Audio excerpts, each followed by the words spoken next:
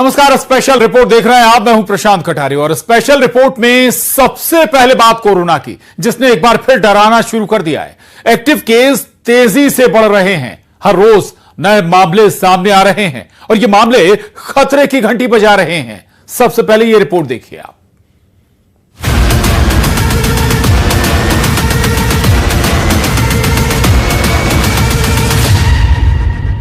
एक 1000 से ज्यादा एक्टिव केस, 6 से ज्यादा मौत।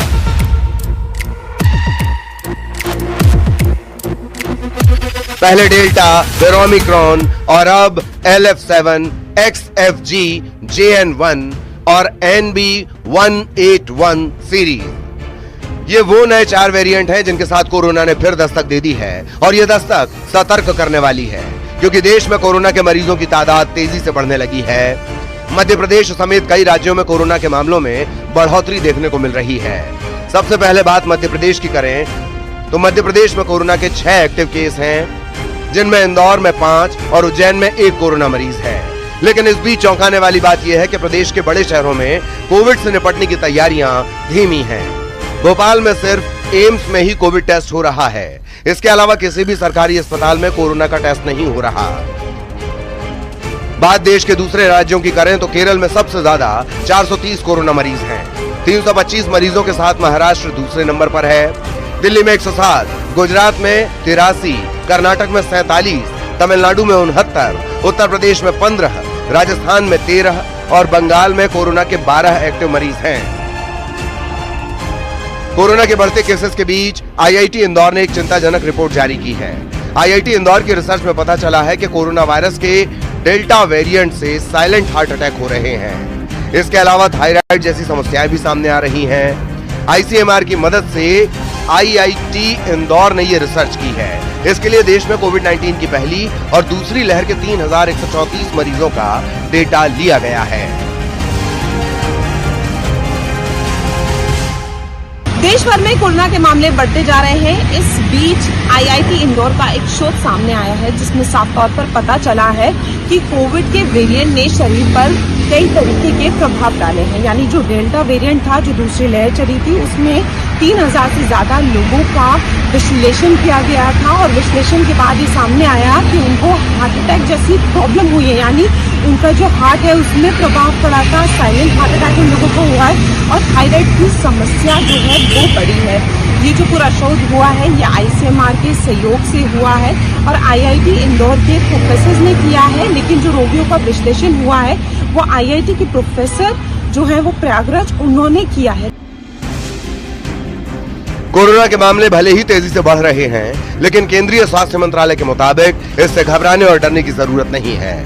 बस जरूरत है तो सावधानी बरतने और सतर्क रहने की। स्वास्थ्य मंत्रालय के मुताबिक कोरोना के ताजा हालात पर सरकार की पूरी नजर है और वो इससे निपटने के लिए पूरी तरह से तैयार है। Bureau report, news 18।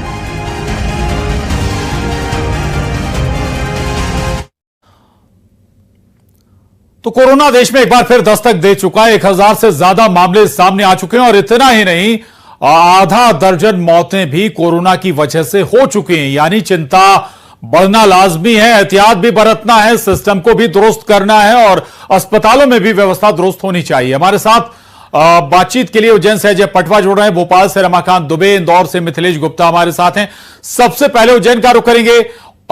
Ajay, Ujjain में भी कोरोना ने दस्तक दे दी है, तैयारियां क्या नजर आ रही हैं सरकारी स्तर पर अस्पतालों में? जी देखिए, उज्जैन में एक जो मरीज जो निकला था जिसको इंदौर एडमिट किया गया है, लेकिन उज्जैन के माधवनगर अस्पताल और चरक अस्पताल में कोविड से निपटने के लिए पूरी तैयारियां हैं। ऑक्सीजन सिलेंडर से लेकर तमाम प्रकार की व्यवस्था कर रखी है। हमारे साथ में मैडम है माधवनगर अस्पताल की। मैम बताइए, जिस तरीके से कोविड के जो केस बढ़ रहे हैं उसको लेकर कितनी तैयारियां हैं आपकी? जी बिल्कुल, हम लोगों की पूरी तरह तैयारी है इस रूप में।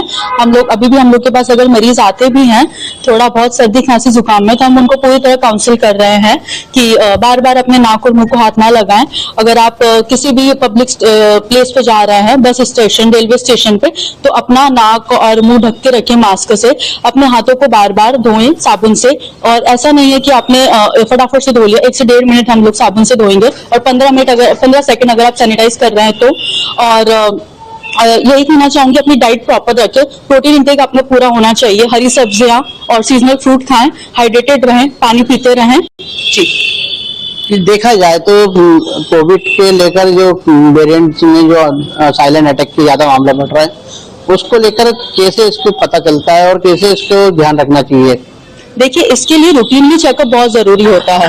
देखिए, ये हम लोग का हम लोग अगर थोड़ा बहुत भी आपको शंका लग रही है, चेस्ट पेन है या आपके कंधे में दर्द है, थोड़ा बहुत थकान लग रही है, सांस फूलना, अगर आपको थोड़ा बहुत भी ऐसी शंका लग रही है तो अपने नजदीकी स्वास्थ्य केंद्र पर जाकर तुरंत इस चीज की अपने चिकित्सक से सलाह लें। हमारे साथ में अभय विश्व में भी ये स्वास्थ्य समिति के सदस्य हैं।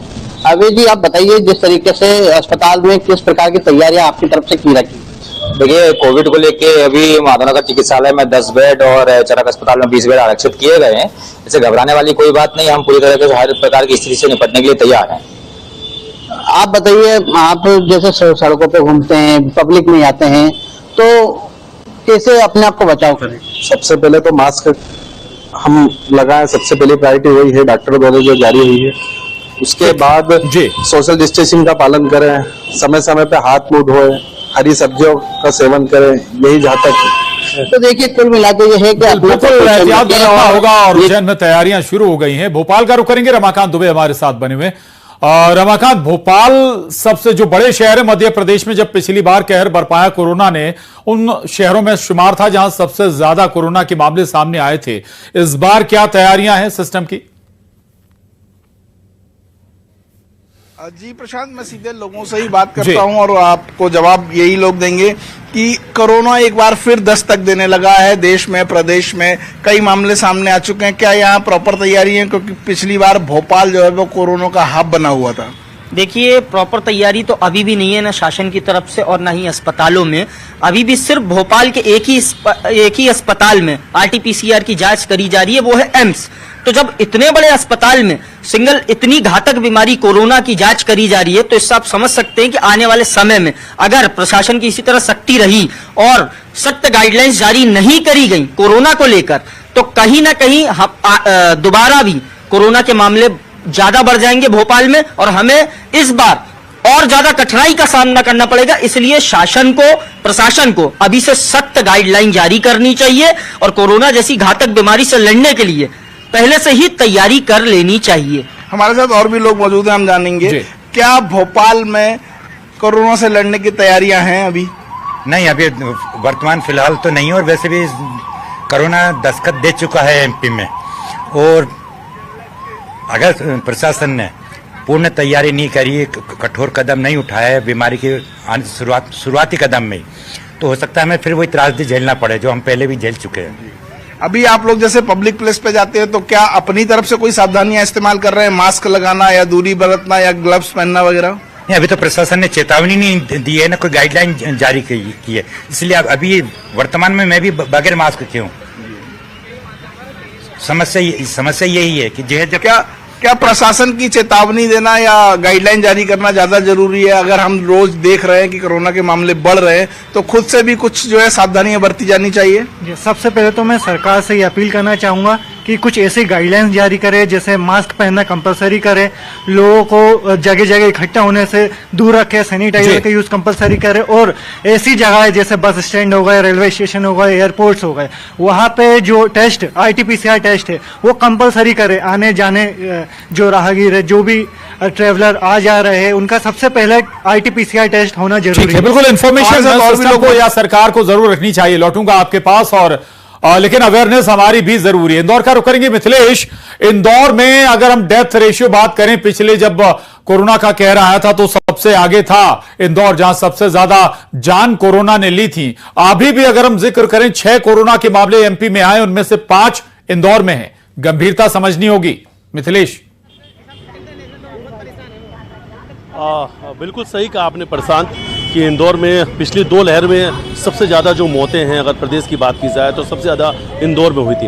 हालांकि इस बार अभी तक जो कोविड के केसेस आए हैं उसमें कई लोग ऐसे हैं जो इंदौर के बाहर रहने वाले, इंदौर में उन्होंने जांच कराई थी, उनकी रिपोर्ट इंदौर में पॉजिटिव आई थी। लेकिन सरकारी दावे की बात की जाए तो तैयारियाँ बहुत हैं, लेकिन अब इंदौर की जनता कोविड को लेकर कितनी गंभीर है, सीधे उन्हीं से पूछते हैं। कोरोना को लेकर आप लोग कितने गंभीर नजर आ रहे हैं? बढ़ते हुए मामलों को देखते हुए? सर, कोरोना के लिए तो ऐसा है कि अभी हमारे पास कोई गाइडेंस सरकार के द्वारा या प्रशासन के द्वारा कोई भी उसके लिए कार्यवाही नहीं की गई है।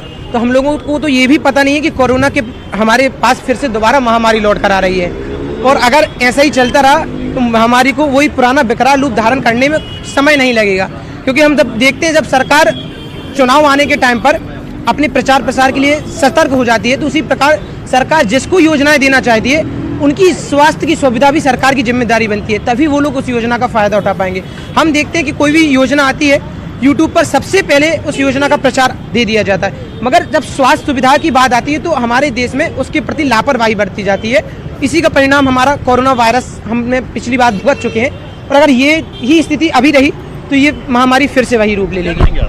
मेरा यह कहना है कि अगर सरकार, सबसे जरूरी इसके लिए सरकार है, क्योंकि सरकार ही इस जागरूकता को फैलाएगी, और अगर सरकार कुछ काम नहीं कर रही है तो यह सरकार की लापरवाही है। क्योंकि आज के समय में शोभा यात्रा जैसे बैनरों का हर जगह इस्तेमाल किया जाता है ताकि उनका प्रचार हो, और क्या यह स्वास्थ्य के लिए भी जरूरी नहीं है कि इनका प्रचार के लिए? बिल्कुल ठीक है, चलिए अच्छी बात है, लेकिन अवेयरनेस हमारी भी जरूरी है। और अगर वाकई हालात ऐसे हो रहे हैं, लग रहा है, संकेत मिल रहे हैं कि कोरोना लौट रहा है, तो फिर हमें खुद सजग हो जाना चाहिए। जरूरी नहीं कि हर बार इंतजार करें कि सरकार ही जब डंडा चलाएगी तभी हम गाइडलाइंस फॉलो करेंगे, मास्क लगाना शुरू करेंगे। आप सभी का शुक्रिया। मिथिलेश, रमाकांत, अजय, बहुत धन्यवाद जानकारी के लिए।